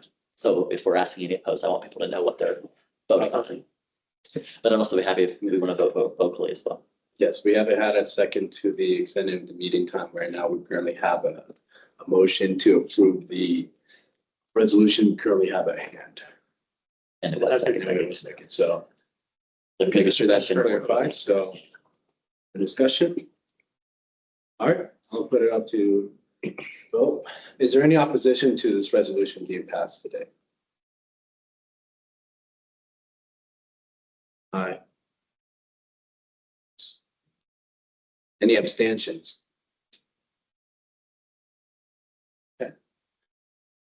Okay. All those in favor? Aye. Say aye. Raise your hand, please.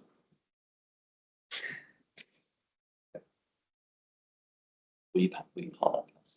That passes. Motion passes with majority. Yes. And we pass it back to Scott. Okay. Seeing no other business before the council, is there a motion to adjourn? Second that. So My motion to adjourn. the meeting. Will motion to adjourn the meeting. Is there a Second. second? I heard Kenny seconded that. Is there any opposition? Meeting is adjourned. Thank you very much.